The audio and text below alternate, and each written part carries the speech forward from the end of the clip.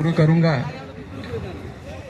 हम लोग इतिहास पढ़े हैं, आप लोगों ने तो पढ़ा होगा, इतिहास सबने पढ़ा होगा। सुभाष चंद्र बोस को जानते होंगे आप लोग?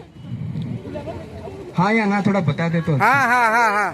अरे कहो रे हाँ। गांधी को जानते होंगे, नेहरू को जानते होंगे, सरदार वल्लभ भाई पटेल को भी जानते होंगे। मातंगी ने हाजरा का नाम कभी सुना है?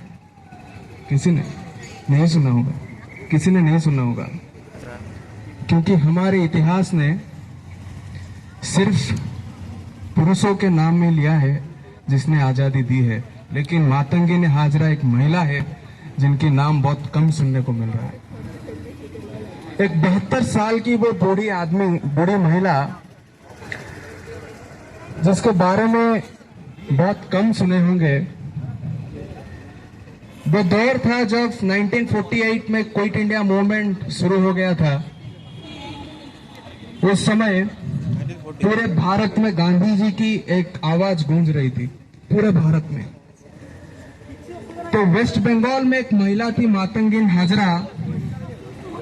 72 साल की वो बूढ़ी महिला जिसने 6000 लोगों को लेकर एक थाना को जलाने के लिए गई, जहां पर कि उस थाने में एक ब्रिटिश यूनियन जैक लगा हुआ था और उनका मिशन था कि वो यूनियन जैक को उखाड़ के फेंकेंगे और हमारे तिरंगे को वहीं पर लगाएंगे।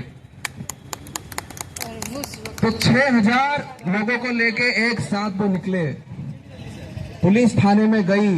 इतने ब्रिटिशर्स वहां पर पुलिस बंदूक लेके ताने थे और वो 72 साल के बूढ़े आदमी को गोली करके मार दी गई। वहां पर हाथ में तिरंगा थी और मुंह में भारत माता का जय था। वो आवाज इतनी जोर से गूंजी, 3, 4, 5 ऐसे करके 10 गोली लगा करके उनकी हत्या कर दी गई और वो गिर पड़ी। और आपको सुन के आश्चर्य होगा, वो तिरंगा ऐसे हाथ में लेके चली थी। वो जब गिरी तो हाथ में ऐसे दिल के अंदर, दिल के पास वो तिरंगा को लेके गिरी। लेट गई वो मिट्टी में, लेकिन तिरंगा को आंच नहीं आने दिया। और उसके साथ साथ मुंह से भारत माता की जय निकल ही रहा था। मेरा ये कहने का मतलब यही है कि संघर्ष के मैदान में जब तिरंगा का नाम आता है ना, तो वो तिरंगा कोई साधारण तिरंगा नहीं है। ये संघर्ष और बलिदान का एक प्रतीक है। ये वही संघर्ष और बलिदान का प्रतीक है। जब भी इतिहास से लेकर के आज तक के सफर में संघर्ष जारी रहेगा। क्यों पता है? इस तिरंगे की सुरक्षा के लिए संघर्ष जारी रहता है और आज भी हमारे देश के जवान इस तिरंगा के लिए अपनी जान तक देने के लिए तैयार है। ये तिरंगा कोई साधारण तिरंगा नहीं है। और बात रही महिलाओं की,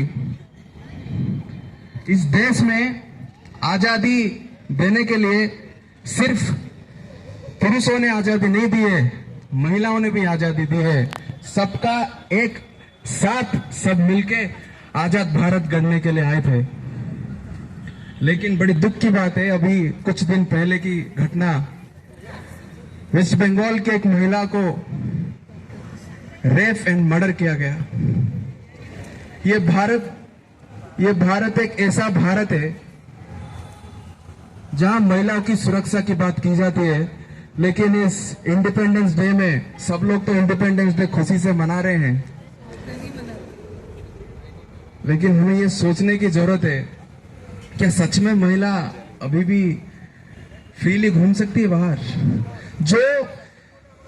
जो लोगों की सेवा करने के लिए गई, उसकी वहां पर ऐसी घटना हो गई।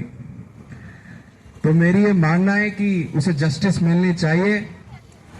और लॉ कॉलेज के सामने हम लोग स्टूडेंट्स खड़े हैं, तो हमें भी एक दिन एक प्रोटेस्ट निकालना चाहिए उस लड़की के लिए। तो इतना कह के मैं अपने भाषण को यहीं पर समाप्त करूंगा। जय हिंद, जय भारत।